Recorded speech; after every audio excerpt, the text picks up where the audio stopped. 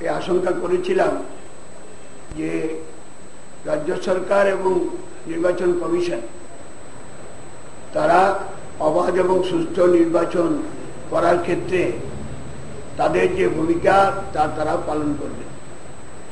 সেই জন্য আমরা সব বারবার ইলেকশন কমিশনের কাছে এবং কালকে আমরা স্বরাষ্ট্র সচিব থেকে শুরু করে পুলিশ প্রশাসনের তাদের সাথেও যোগাযোগ করে বলেছি যে আমাদের আশঙ্কার কথা যে বিশেষ করে যে ওয়ার্ডগুলিতে এই 144টা ওয়ার্ডের মধ্যে যে ওয়ার্ডগুলিতে বামপন্থীরা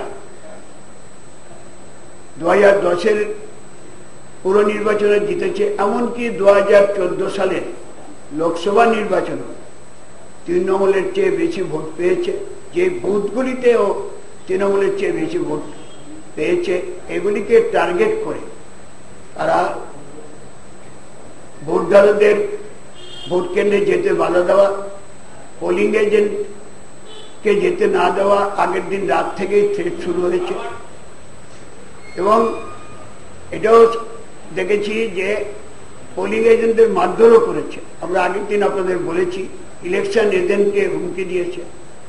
তারই পরিণতিতে আজকে সকাল 7টা থেকে যখন ভোট শুরু হয়, প্রথমে আমাদের খবর আছে যে এই 67 নম্বর ওয়ার্ডে যে সেখানে পোলিং এজেন্টদের ঢুকতে দেওয়া হচ্ছে না, ভোটারদের লাইনে দাঁড়াতে দিচ্ছে না, তারা বলছে ভোট আপনাদের ভোট হয়ে যাবে।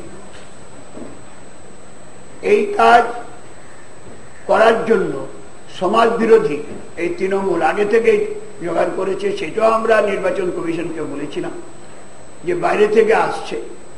কালকেও এখানে উল্লেখ করেছি দক্ষিণ 24 পরগনার বিভিন্ন এলাকা থেকে, উত্তর 24 পরগনা বিশেষ করে বেলেঘাটা, মানিকতলা, সেখানে উত্তর 24 পরগনার অংশ থেকে আসা, এমনকি বর্ধমান থেকে লোক আনা, হাওড়া থেকে আনা, দক্ষিণ 24 পরগনা ওই অংশে বিষ্ণুপুর ওই চত্বর থেকে, মহেশতলা চত্বর থেকে বেহালা ওই 114 নম্বর ওয়ার্ড পর্যন্ত এই ওয়ার্ডগুলিতে আনা, সেই কাজ তারা করেছে।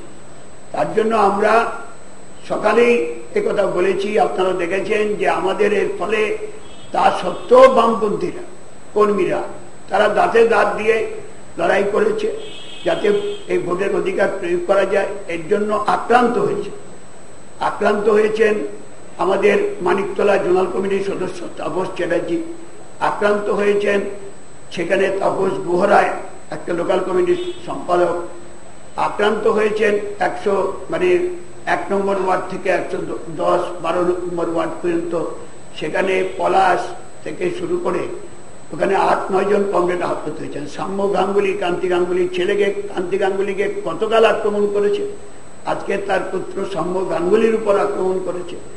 আর আজকে এই 12:40 নাগাদ এখানে আমাদের জিওলজিক্যাল সার্ভে অফ ইন্ডিয়া 63 নম্বর ওয়ার্ডের 1, 2, 3 বুথ কিস্টিডের লাগোয়া, যেখানে ফুয়াদ আলিমের বাড়ি, সেখানে প্রতিবারই ও এই বুথে যখন ভোট হয় আমাদের ভোটকর্মী হিসাবে সেখানে থাকে।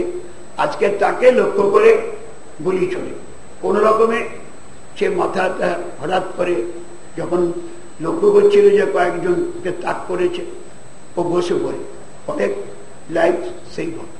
কিন্তু এই হিংস্র বাহিনী, এই যে জল্লাদ বাহিনী, তাদেরকে যেভাবে আনা হয়েছে এবং তার সাথে পুলিশ প্রশাসন সরাসরি যুক্ত থেকেছে,